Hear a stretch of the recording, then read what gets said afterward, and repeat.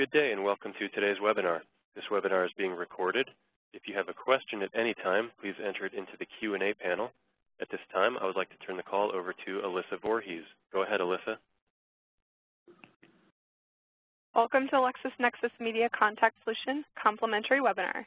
We will be discussing building successful media relationships, and we have two amazing hosts for today's webinar, and they'll be addressing any of your questions on this topic as well.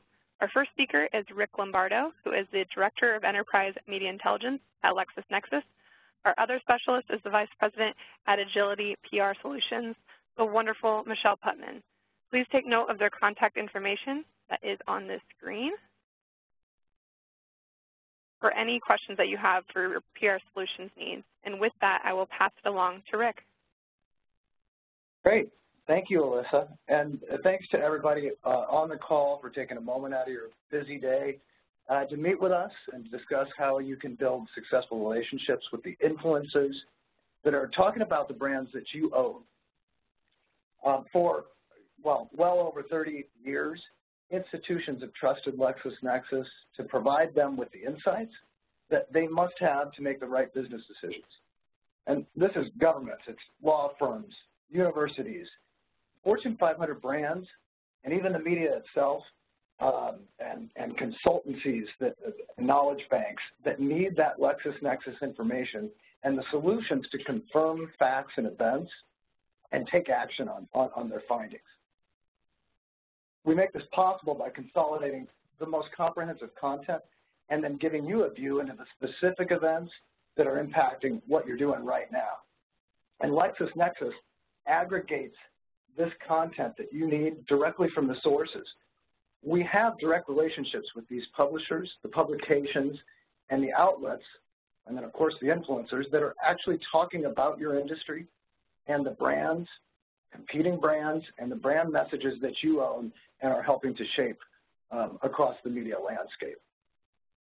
You know, I talk to PR people and professionals every single day, and what I'm hearing from you is that you need to trust that you're listening to everything from everywhere, all media types, but that you have the immediate access to pinpoint specific conversations that are impacting your organization and confirm that your PR efforts are successfully shaping the conversation and the messages that are out there. Our monitoring solutions give you unlimited search and analytics views from all media types. This is licensed news and publicly available news from print, online, the blogosphere, blogs, social media networks, platforms, as well as actual broadcasts from TV and radio as they happen. And you need the tools to confirm and visualize what's happening in near real time. And at the next slide. LexisNexis is solving these needs for communicators like you right now. We power most of the global media monitoring and analysis solutions with this very same data. You might be using NewsDesk to confirm what sources and influencers have picked up your key messages and measuring your PR campaign. You might be using the analytics that are built in to help you tell the story, prove the success of your efforts, and we also have media analysts that you may be working with to help construct a narrative and a report of what's transpired across all media in your industry and truly measuring and evaluating the effectiveness of your successes and your PR efforts using the standards set forth by measurement and evaluation groups like IPR, PRSA, et cetera. Can you hit the next slide? Because that media landscape is constantly changing, it's exponentially growing. Not only is there more content to analyze from a listening or media monitoring perspective, but there's more content being pitched across more channels. And it means you have an even harder job getting your stories heard through all of that noise. And there are new influencers who are speaking either directly through the traditional outlets you'd expect, but they might be speaking through their own channels, personal Twitter handles, Facebook, YouTube, and others. You're seeing here in this shot, there's 200 billion tweets a year. That's a lot of content. You're getting people that are getting their news every single day from their phone, and they're watching videos and talking with their circles through Facebook and other social media platforms. So this is a lot of content. It's more data for us to consolidate for you, and more channels that you need to be in front of in order to understand what's shaping your messages. Next slide, please. Your work requires that you can successfully confirm and evaluate what's being said about you, the success of your campaigns, and we give you these tools today. So we're covering these two: monitor, whether it's sentiment across digital, social, print, broadcast, TV, radio, and the analytics to measure the impact. What are those metrics? What reports are going in the clipbooks to prove that you did your outreach and you successfully placed your messages out there? We do those for you today, but how do you identify the right influencers? How do you know what makes them tick, and how do you truly build the right relationships with these influencers and journalists and make it easy for them to understand your messages? Some of you might be using solutions that are out there that they're either expensive, they're missing information, it's not updated for the influencers that you need to reach, and then others might be doing this yourself. You're searching online, and you're spending a lot of time to maintain a list of journalists or spreadsheeting this information. So either way, we help you target the right people and give you that information you need to successfully target the people that are writing about you and amplify those messages. And this is less known within our solutions. We really do fulfill that complete communications life cycle. One of the hosts, as we were introduced at the front, Michele Putman, she's been within the PR and comms world, I don't know, Michele, for most, if not all of your career. And I'm hoping she can take the next steps to look a little deeper into the LexisNexis Contact Solution, show you how easy it really can be to target the right people and really build that relationship that helps amplify your brand and your brand's messages. Michele? Awesome. Thanks, Rick. Yes, I have been in PR and communications for longer than I care to admit. And one of the things we hear from communicators all the time is that they want something that's easy and robust. And those things don't always go well together. But the key is you guys have had the ability to work with Lexis now for many years at your organizations, and have had the ease of use and the ability to really have your workflow provided with a great deal of support. And so we're going to do the same thing in the contact solution. And we wanted to start with just saying, like, how much time does it typically take for a communicator to keep track of this information themselves? So we kind of gave a little breakdown of the amount of time it might take to scan news sites and find journalists that are meaningful to you. It might take a couple hours to call those outlets and find out information about how these people like to be pitched, when they're on deadline, what angles they take. Another couple hours to put this information into a CRM or to format emails for outreach or any of the, sort of admin things that you have to do as part of your day. So we're looking at almost a full-time job in just keeping track of a handful of publications. And even if you're using another service as opposed to managing it in-house, the option still requires a lot of heavy lift on the communicator, and it takes them away from the things that they're best at. So we know that communicators are great at planning communication strategies, crafting those key messages, ensuring that they're taking the time to build meaningful media relationships, enabling the fact that you could actually get some positive coverage for your organization and providing those support materials. So we want to be able to give you, at least more than half your time back, whether it's doing it in-house or doing it with another provider. Ease of use is going to take and save a bunch of time off your day. I saw this tweet just recently in June from Emma talking about updating her media list and that it's been taking her weeks because automation is hard to do without kind of a old school one-on-one rule. So we want to be able to take the quality of that old school rule and give it to you in a more automated way so that it just takes a little bit less time. So we'll talk a little bit about the Media Contact Solution, not only what it can do, but we'll talk a little bit with you about some of the best practices as communicators that you may know, or maybe we'll provide a few things that you can tweak your practice. So we'll say, if you've worked with a reputable database of any sort, you're going to find contacts who are going to be these easy type of basics. So beaten topic, job role, language, geography. This is pretty standard. And we thought we'd have a little fun with the presentation today and talk a little bit like it's dating, because at the end of the day, connecting with media is building a relationship. So we want to say, what can we help you do that's beyond just the basics? So let's move into, maybe we could provide you some things that journalists actually care about when it comes to what kind of assets might they need. If they write for a web portal and they have an on-air portion of their job and they have to do social, they may need different kinds of assets for each of those different platforms. It would be helpful for communicators to understand what journalists are involved in right now so that you've got relevant conversations that are occurring regularly. Maybe you need to know if a journalist is attending a certain event so that you can try to meet up with them while you're there. It's helpful for communicators to understand the kind of trends and industry trends that journalists are seeing as a way to make strategic determinations about your own communication. So we're going to provide more than just the basics so that we can really help you sort of win the heart of your most important journalists. So why does this kind of detailed information matter?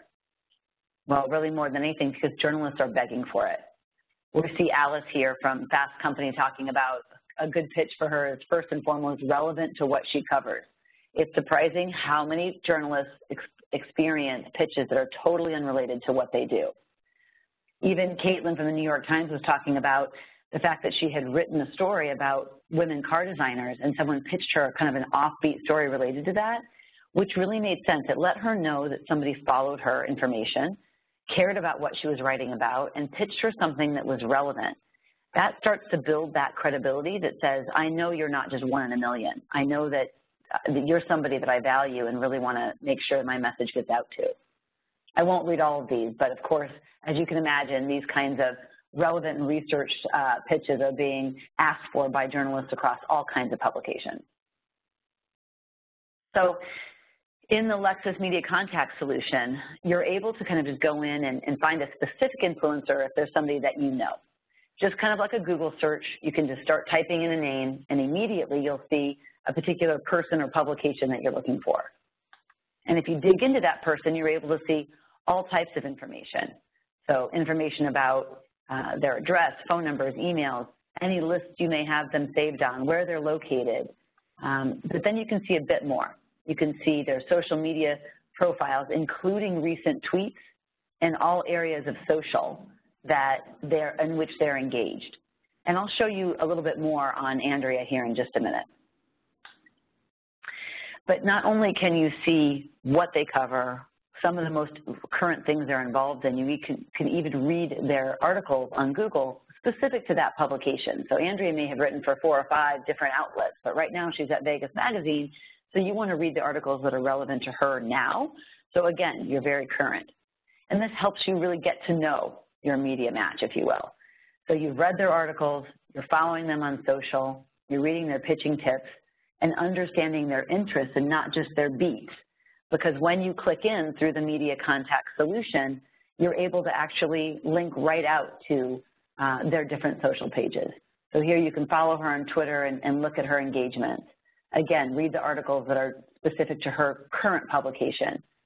Follow her, engage with her on Facebook, and see what she's up to on LinkedIn. These types of insights or research vessels, if you will, you may already be doing on your own. This just consolidates it, so it's one less browser you have to open, one less screen you have to navigate. It pulls it all into one place so that you can start to learn things that, yes, Andrea covers fashion, but she really only covers accessories.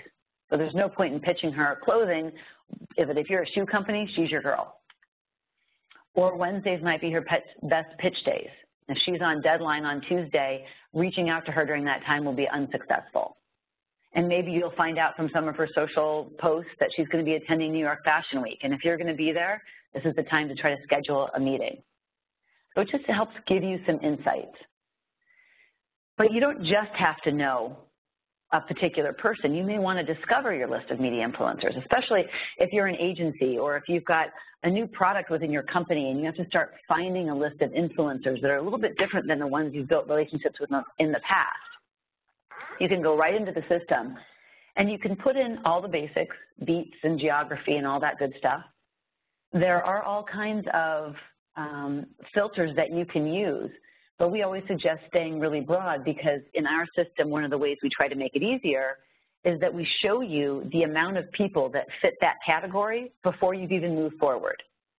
Communicators explain to us a lot that there's a great frustration with lots of platforms where they put in the beats or they put in the, all these filters, and then when they get the results page, they either get 2 people or they get 30,000.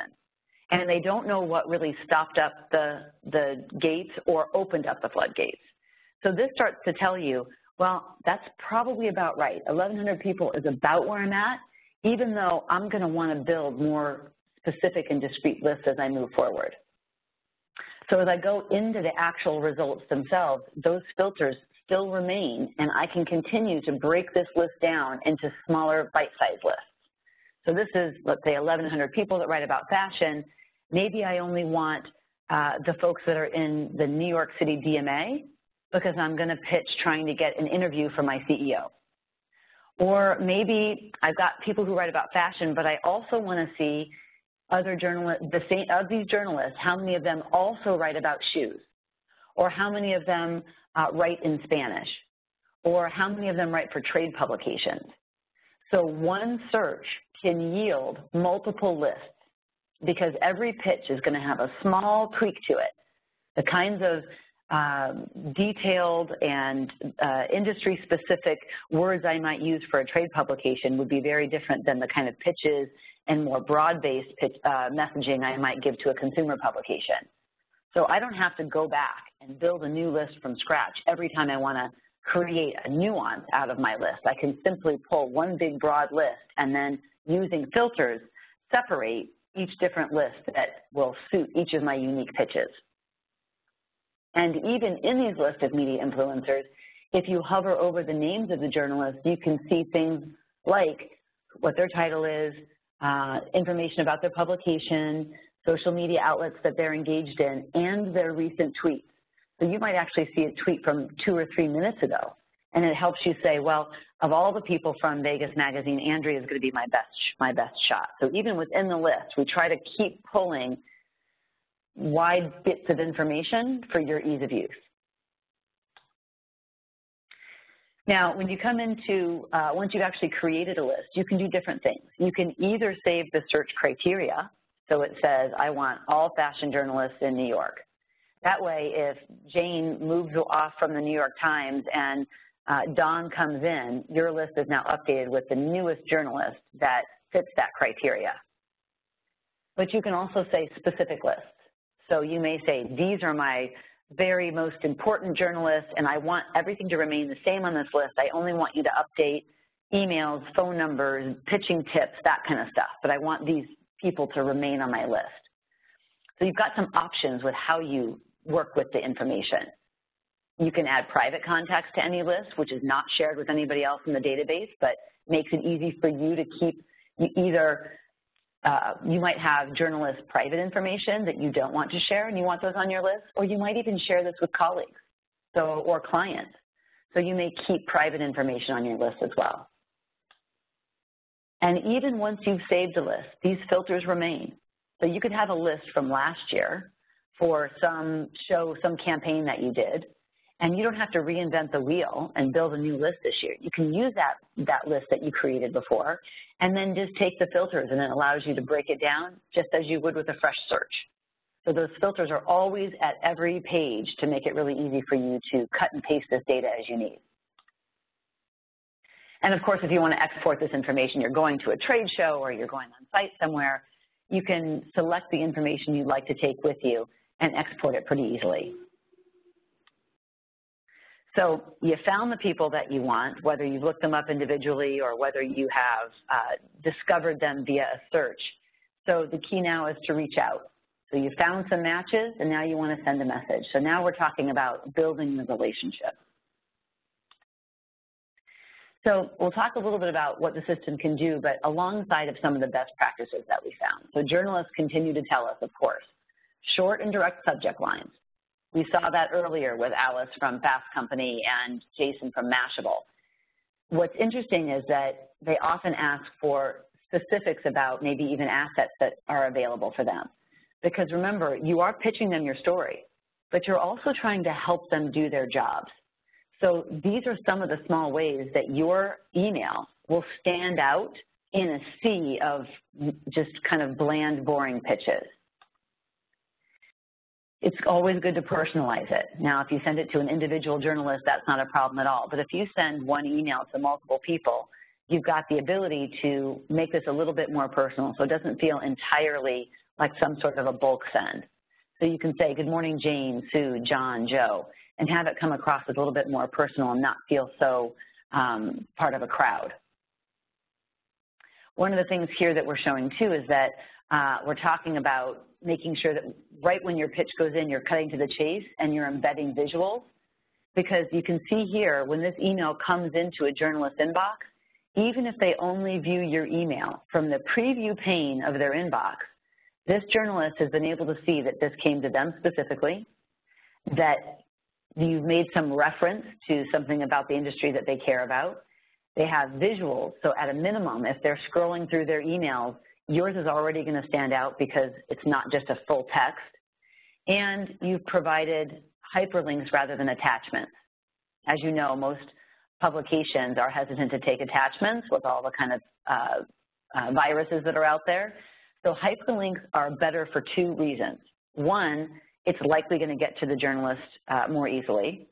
Two, it doesn't require them to do a whole bunch of opening and waiting for a file to download and all that kind of stuff. So the easier it is for the journalist, the easier it is for them to use it. And three, and we'll get to this in just a minute because it's sort of awesome, when you include hyperlinks, you can track if journalists clicked on them. And that gives you some insight as to their level of interest here.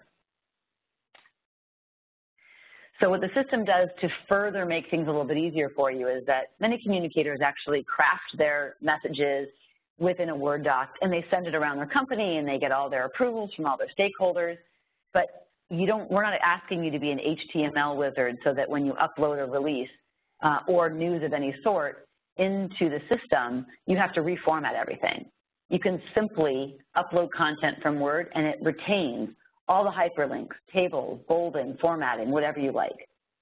So it just makes it just that much easier than having to try to finagle this into your own inbox or into a system that can sometimes be finicky about the sizing of photos and that type of thing. And then, of course, you've got that ability to personalize, which really helps.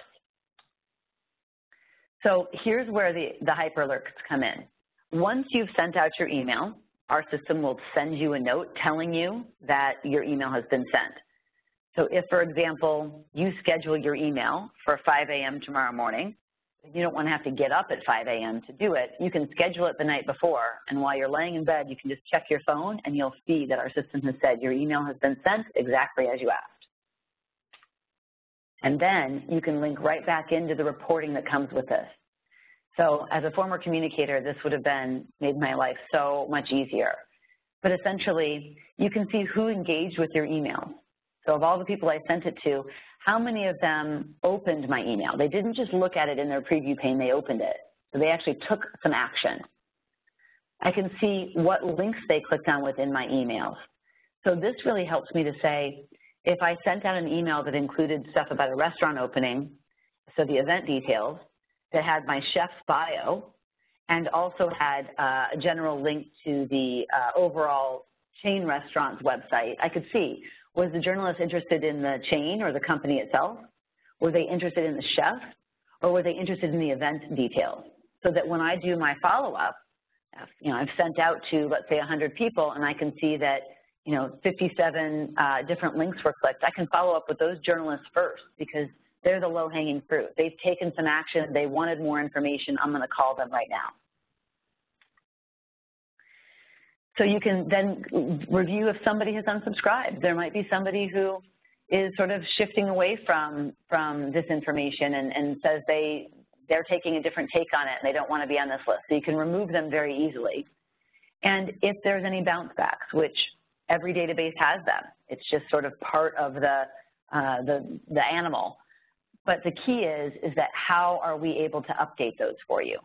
So we make millions of updates a year, and our delivery rate is the highest in the industry. Industry average is 70 to 80%, and we're at about 94% delivery rate, higher in some geographies. So it's pretty helpful to be able to know that when you're targeting these people, it's going to happen. And if there's a bounce back that's unrelated to rogue data, it could be something that an inbox is full or a server is down, and we'll tell you that. And then as these things kind of come along, this is a practice. I mean, PR really is a practice. And you'll try different subject lines. And because you have this type of reporting, you can start to see trends. Did subject lines that spoke about videos and infographics do better than my subject lines that only had text? Or you can kind of get an idea because of this reporting that the different practices you've employed that have been successful. So we've really come to complete that life cycle. You've been doing the monitoring and the measuring with NewsDesk for these many years, and you've been able to really understand what's happening with your brand and your competitors and the industry, and you've been measuring that to then make new determinations about how you're going to create your next round of strategic campaigns. So now we've been able to take you to find the journalists that are going to fit your new message, how to send out to those journalists in an effective way, and then we take you right back through that life cycle, back into NewsDesk to now monitor how those new campaigns played out, how successful they were in key messages, and we start over again.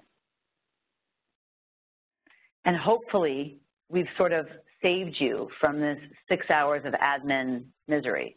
We just are going to provide that kind of full service so that you can focus on all the things that really matter when it comes to really rocking coverage on your campaign. So we'll kind of end that here and go a little bit with Q&A.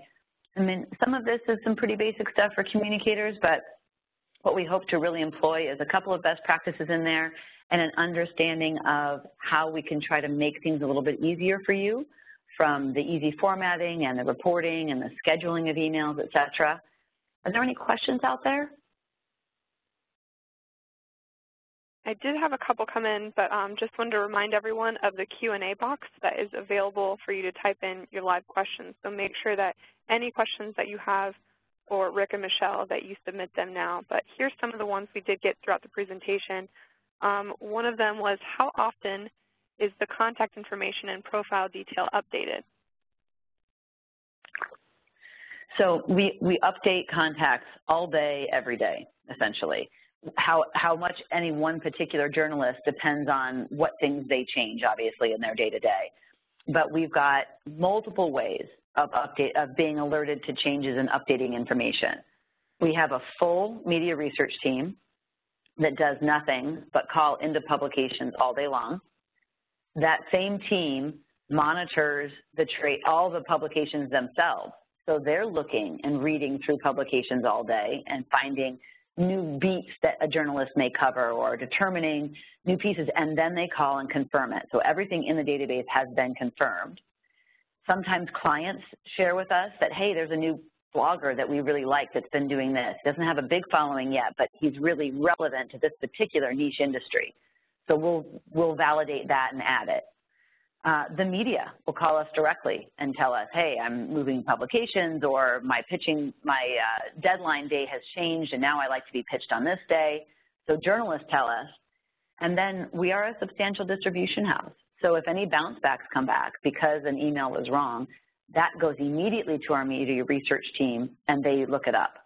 Because we could update the New York Times this morning and Jane Doe gets married this afternoon and has a new email address. So we'll always just stay on top of it in the myriad of ways that are available to us to make sure this database is current. I think we made over 2 million updates to the database last year, if that gives you an idea of volume.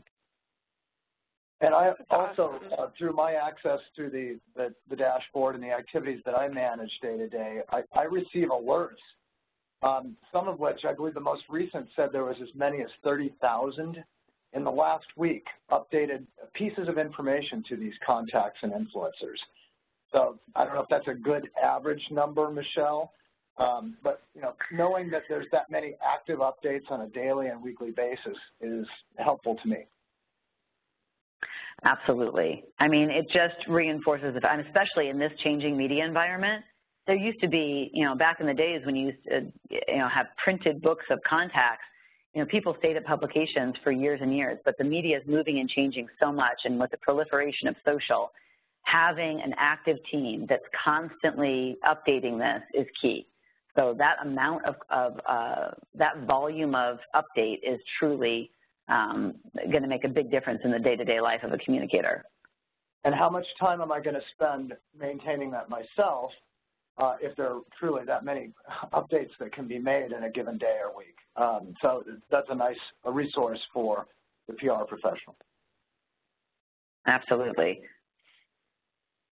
Very good point. Another good question that we had was, how do you find journalist or publication changes overall? So a little bit of, we talked about it a little bit in that question, but to kind of circle back, we do monitor the publications ourselves. So we're making sure that anything that's changing or different, if we start to recognize new trends. So, with the advent of like the Apple Watch or heart rate monitors, that's a new niche trend about wearable technology. So that allows us to start putting that kind of information in.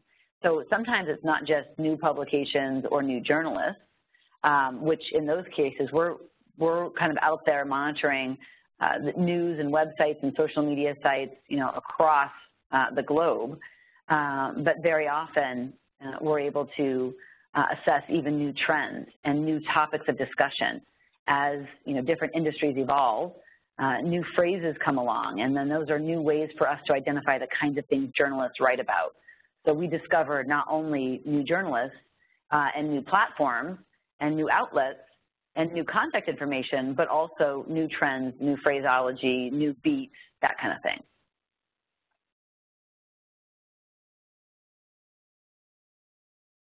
All right, so the next question we have is, how quotations deep are the, quote again, pitch tips information?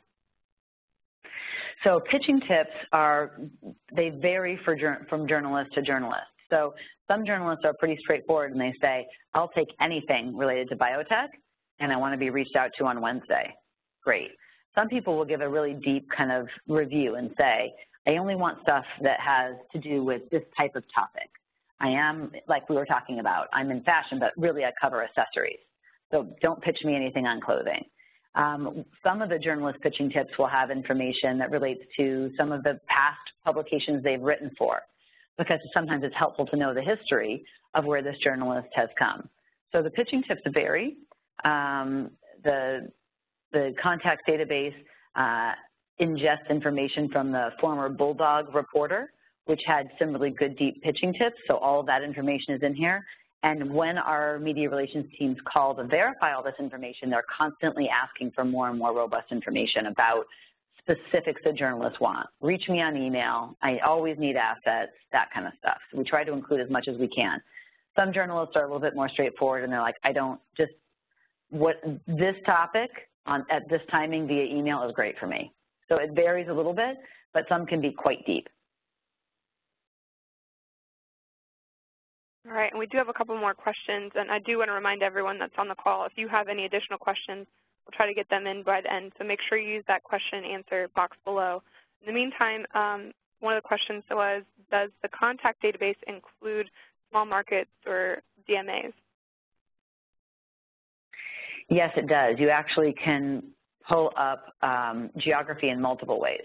Definitely has all the DMAs noted, but you could even put in a zip code, or you could put in a small city. And then, there's also cities and countries that have the same name. So there's Georgia, the country, and then there's also Georgia, the state, and there's even some cities, Georgia. So it'll differentiate. You can type in Georgia, and we'll say to you, do you want the city, the county, the country, the state, and we'll give you the information to understand, because you might not know the county in a particular state, especially if you're an agency and you're pitching into a new market. We'll make it very clear for you, and it lays it out by continent, country, state, county, city, town, et cetera, all the way even down to zip codes. So the short answer is yes. The long answer is you can find geographies in multiple ways. Great question. The next one is, does the contact database include journalists from trades? Absolutely. Trade publications, which can be print or online, but absolutely trades are such a key thing for communicators. We would never leave that out, but it really covers all media types. So print publications, whether they're consumer or trade, whether they're newspaper or magazine, doesn't matter, blogs, online news sites, TV, radio, and we'll give you all the different job roles as well, because what you might pitch to a TV producer would be different than what you might pitch to a reporter. And certainly what you would pitch to a trade publication is going to be different than what you would pitch to a blogger. Or, I mean, maybe not with a blogger, because you might have a really niche blogger who understands the industry pretty substantially. But the short answer, again, yes, trades are included. The long answer is there's almost not a type of publication that isn't included. All right, and right now we have just one more question, but again, make sure that if you want your questions in, that you're using that question answer below. The last one we have in the meantime is, how do I get the monitoring solutions? You discussed it at the front. I believe they're talking about news desk or any custom reporting. Yeah, this is Rick. There are links I think we'll provide at the end of this, and we can also reach out to the administrator for the invite for this discussion. But we'd love to explore news desk. It does cover so much information that marries to the same kind of media types and subsets we've been describing from a contact level as well. So if you have an interest in that, I think either the deck will be sent out to groups that have joined, or you can reach out to LexisNexis to explore news desk and any kind of reporting and analysis that we can help with. So really the intent is to try to make sure that your whole communications life cycle is easy, linked, consolidated, and just allows you to do to focus in on what you do every day and what your specialty is, and not have to worry about some of the challenges or the admin challenges of data upkeep or of content aggregation, et cetera. So wherever you are in the life cycle, it's our intent to try to make life a little bit easier for you.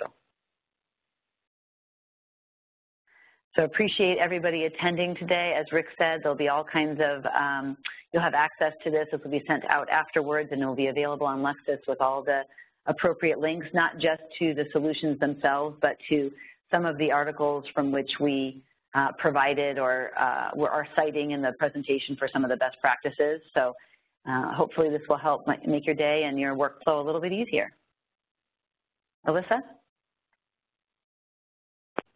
Thank you all for attending today. Like she said, we will be following up with a recording as well as many references and the document provided in the presentation as well. Thank you for your time and have a wonderful day.